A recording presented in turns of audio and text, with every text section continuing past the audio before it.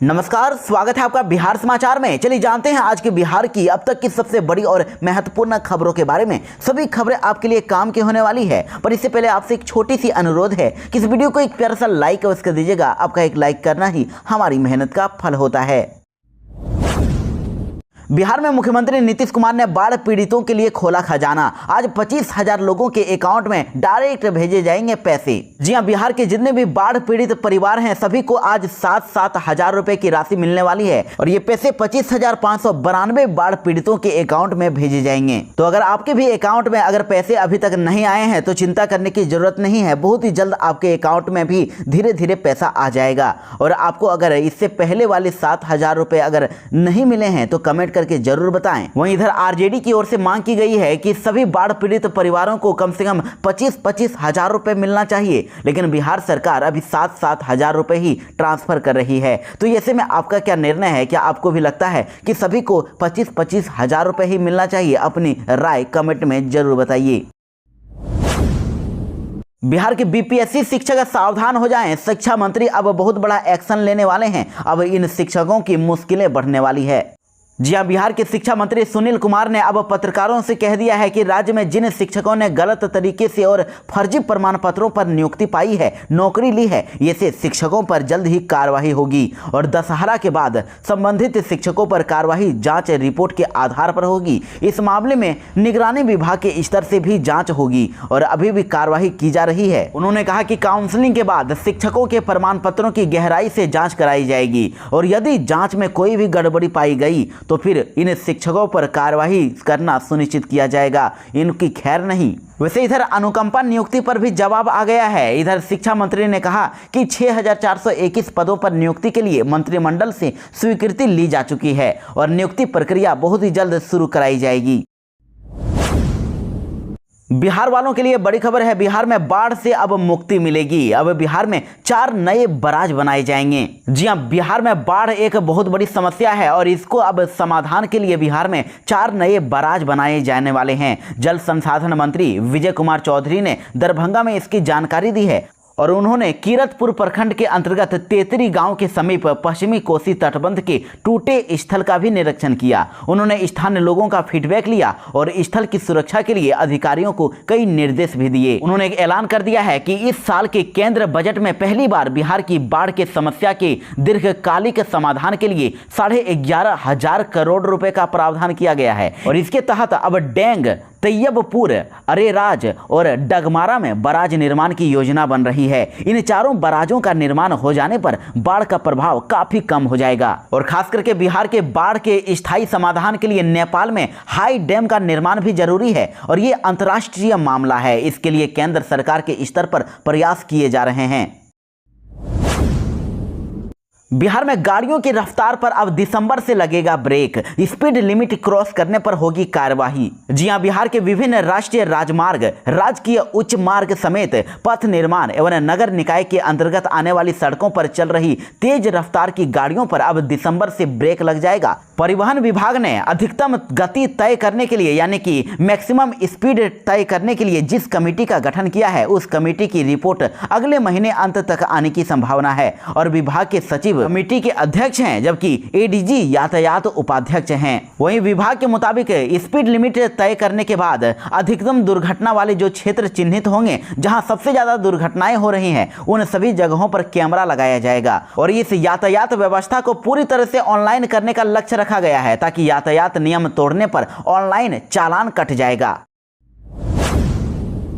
इस वक्त की बड़ी खबर आ रही है, बीजेपी जेडीयू विधायकों की हॉर्स ट्रेडिंग मामले में अब बड़ा खुलासा हो गया है। आरजेडी ने ही की थी जेडीयू बीजेपी विधायकों को खरीदने की कोशिश। अब ईओयू की जांच में अहम सुराग मिल गए हैं। जी हां, 9 महीने पहले यानी कि इसी साल जनवरी में बिहार में जेडीयू बीजेपी की सरकार बनने के दौरान आरजेडी नेताओं ने विधायकों की खरीद फरोख्त करने की कोशिश की थी, यानी कि उनको खरीदने की कोशिश की। इसके लिए बड़े पैमाने पर पैसे का भी खेल हुआ था और विधायकों की खरीद फरोख्त की जांच कर रही बिहार सरकार की आर्थिक अपराध इकाई यानी ईओयू ने पैसे का खेल होने की पुष्टि कर दी है। इसमें मनी लॉन्ड्रिंग की बात सामने आई है, पैसे के लेन देन की बात सामने आई है और लिहाजा ईडी को इसकी जानकारी दे दी गई है। ईडी अब इसकी जांच पड़ताल करेगी। वहीं इधर सूत्रों के द्वारा बताया जा रहा है कि इस मामले में जल्द ही तेजस्वी यादव के बेहद करीबी 2 आरजेडी नेताओं पर गाज गिर सकती है। ईओयू सूत्रों ने बताया कि विधायकों को पैसे देने के सबूत मिल गए हैं और जांच में यह भी पता चल गया है कि पैसे का विदेश से भी कनेक्शन है और विदेश से पैसे मंगवाकर विधायकों को दिया गया। यह तमाम जानकारी ईडी को सौंपी गई है और जांच में यह भी पता चला है कि तेजस्वी के बेहद करीबी माने जाने वाले एक ठेकेदार ने इस खेल में सबसे अहम रोल निभाया था। बिहार में दशहरा से पहले सभी शिक्षकों के लिए बिहार की नीतीश सरकार ने बड़ी सौगात दे दी है। अब ट्रांसफर पॉलिसी की घोषणा हो गई है, यानी कि लंबे समय से तबादला नीति का जो राह देख रहे शिक्षक हैं उनका ट्रांसफर अब उनके मनचाहे जगह पर हो सकेगा। शिक्षा विभाग ने शिक्षकों के तबादले नीति की घोषणा की और इसके लिए अक्टूबर महीने से ही ऑनलाइन आवेदन की प्रक्रिया शुरू हो जाएगी। दिसंबर में शिक्षकों को पद स्थापन भी कर दिया जाएगा और ट्रांसफर के लिए शिक्षकों को टोटल 10 ऑप्शन दिए जाएंगे कि कहां पर उनको अपना ट्रांसफर करवाना है। शिक्षकों को अब अपने ही जिले में रहकर बच्चों को पढ़ाने का मौका मिलेगा और पुराने शिक्षकों के साथ साथ बीपीएससी से बहाल शिक्षक और सक्षमता पास शिक्षकों को भी ये मौका मिलने वाला है। शिक्षकों के ट्रांसफर में असाध्य रोग, गंभीर बीमारी, मानसिक समस्या को तरजीह दी जाएगी, यानी कि इनको पहले प्राथमिकता मिलेगी और सिंगल महिला या फिर विडो को भी प्राथमिकता मिलने वाली है। शिक्षा मंत्री सुनील कुमार ने खुद ट्रांसफर नीति की जानकारी दी और कहा है कि मुख्यमंत्री नीतीश कुमार चाहते हैं कि किसी भी शिक्षक को कोई भी परेशानी ना हो और वो ठीक ढंग से बच्चों को शिक्षित कर सकें। वैसे बिहार के नियोजित शिक्षकों को 18 सालों के बाद इच्छुक जगहों पर ट्रांसफर और पोस्टिंग का मौका मिला है। शिक्षकों और इनसे जुड़े शिक्षक संगठनों ने नीतीश सरकार की इस ट्रांसफर पॉलिसी का स्वागत किया और इन शिक्षकों का नियोजन सबसे पहले 2006 में ही हुआ था। तभी से खास करके महिला शिक्षकों की ये मांग थी कि उन्हें तबादले का मौका दिया जाए। तो अभी इन शिक्षकों के इंतजार की अब घड़ियां खत्म होने वाली है। ट्रांसफर के पात्र होने के लिए इन्हें सक्षमता परीक्षा पास करनी होगी। वर्तमान में 1,87,000 शिक्षकों ने सक्षमता परीक्षा पास कर ली है। इन सभी का ट्रांसफर होने वाला है।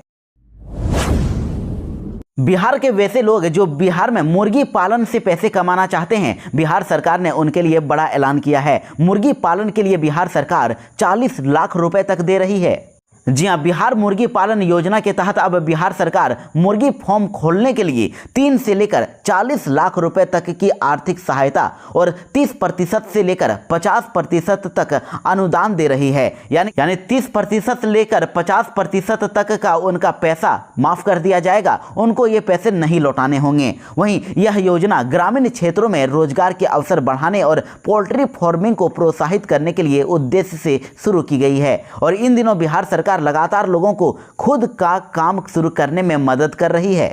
तो जो भी इस योजना के तहत फॉर्म को खोलकर पैसे कमाना चाहते हैं, इसके लिए अप्लाई कर सकते हैं। इसके लिए आवेदन करना बहुत ही आसान है। बस आपको बिहार सरकार के पशु एवं मत्स्य संसाधन विभाग की आधिकारिक वेबसाइट state.bihar.gov.in/AHD पर ऑनलाइन आवेदन करना होगा। तो 13 अक्टूबर तक के लिए ऑनलाइन करने के लिए लास्ट डेट दिया गया है और इसका लाभ लेने के लिए बस आवेदक की आयु 18 वर्ष से अधिक होनी चाहिए। वहीं आवेदक बिहार राज्य का ही निवासी होना चाहिए और आवेदक के पास पोल्ट्री फार्म स्थापित करने के लिए आवश्यक भूमि होनी चाहिए। वहीं अनुसूचित जाति और अनुसूचित जनजाति के लाभार्थियों को एक्स्ट्रा लाभ भी दिया जाएगा।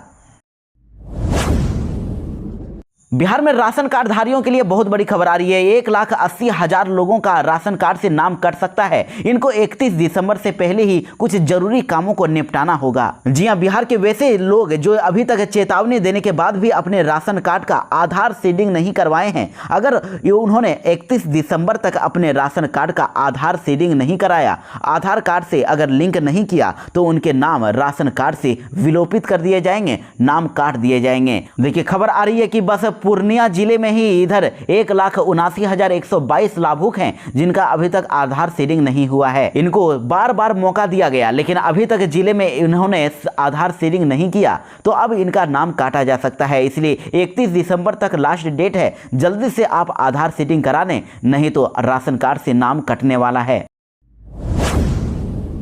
बिहार में आयुष्मान कार्ड बनाने वालों को अब नीतीश सरकार ने बड़ा तोहफा दिया। ऑपरेटरों को भी अब हर कार्ड के अलग से पैसे मिलेंगे।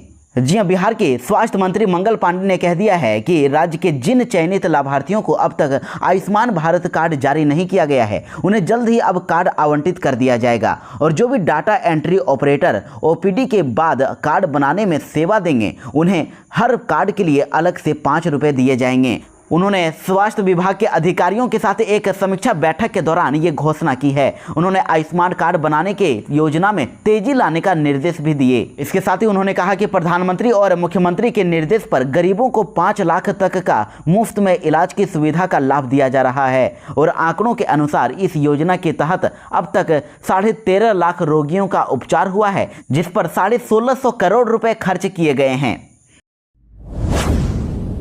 बिहार में रेल कर्मचारियों के लिए बड़ी खुशखबरी है। दिवाली से पहले ही इनको मिलेगा बोनस। जी हां, रेल कर्मचारियों और किसानों से जुड़ी इस वक्त की दिल्ली से बड़ी खबर आ रही है। पीएम मोदी की अध्यक्षता में केंद्र कैबिनेट की बैठक हुई, जिसमें कई बड़ी योजनाओं को मंजूरी दे दी गई है और दिवाली से पहले अब रेलवे कर्मचारियों और किसानों को सरकार ने बड़ा तोहफा दिया है। रेलवे कर्मचारियों को बोनस देने पर सहमति बन गई है। वहीं किसानों की आय को अब बढ़ाने के लिए 2 बड़ी योजनाओं को मंजूरी दी गई है और इस बात की जानकारी केंद्रीय मंत्री अश्विनी वैष्णव ने दी। कहा कि पीएम राष्ट्रीय कृषि विकास योजना के अलावा अब किसानों से जुड़ी अन्य 2 योजनाओं को भी स्वीकृति दे दी गई है। वहीं दिवाली से पहले रेलवे कर्मचारियों को 78 दिन का वेतन बोनस के तौर पर दिया जाएगा, जिस पर 2028 करोड़ 57 लाख रुपए खर्च होगा और 11,72,240 रेलवे कर्मचारियों के बीच ये राशि बोनस के तौर पर दी जाएगी। वहीं चेन्नई मेट्रो फेज 2 की मंजूरी भी दे दी गई है, जिसमें 63,246 करोड़ रुपए खर्च होने वाले हैं। बिहार में नई योजना के तहत लोगों को मिलेगा लाभ। बिहार में नवजात को मिलेगी फ्री एम्बुलेंस की सुविधा। जी हां, राज्य सरकार और राज्य स्वास्थ्य समिति विशेष नवजात शिशु देखभाल इकाई यानी SNCU को अब नई सुविधाओं से लैस करने जा रही है, ताकि कमजोर और बीमार नवजातों को बेहतर स्वास्थ्य सुविधाएं उपलब्ध हो सके। और इसी क्रम में अब SNCU में भर्ती और डिस्चार्ज के बाद नवजात शिशुओं को घर पहुंचाने के लिए फ्री एम्बुलेंस की सुविधा दी जाएगी। और इसे लेकर शिशु स्वास्थ्य के राज्य कार्यक्रम पदाधिकारी डॉक्टर विजय प्रसाद राय ने सभी सिविल सर्जन को निर्देश दे दिया है। बिहार में नवादा कांड के 5 और आरोपियों को किया गया गिरफ्तार। महादलितों के घरों में आग लगाने का है आरोप। जी हां, आपको बता दें कि 18 सितंबर को बिहार के नवादा जिले में महादलित बस्ती को आग के हवाले किया गया था और इस मामले में 24 लोग पहले से ही गिरफ्तार हो चुके हैं और अब और 5 आरोपियों को पुलिस ने नालंदा से दबोच लिया है। इस मामले में अब तक टोटल 29 लोगों को अब तक गिरफ्तार किया गया। आपको बता दें कि नवादा जिले के मुफस्सिल थाना क्षेत्र में बीते 18 सितंबर को महादलित परिवार की दर्जनों घरों को आग लगा दी गई थी और तोड़फोड़ भी की गई थी। तो कल नालंदा जिले के अलग अलग इलाकों में नवादा पुलिस ने छापेमारी की, जहां से 5 और अन्य आरोपियों को रोहित चौहान, जयपाल चौहान, विनय चौहान और छोटे लाल यादव और अमित राज को गिरफ्तार किया गया है। बिहार में हॉस्टल का खाना खाने के कारण 50 से अधिक बच्चे हुए बीमार। सब्जी में छिपकली गिरने की बात आई सामने।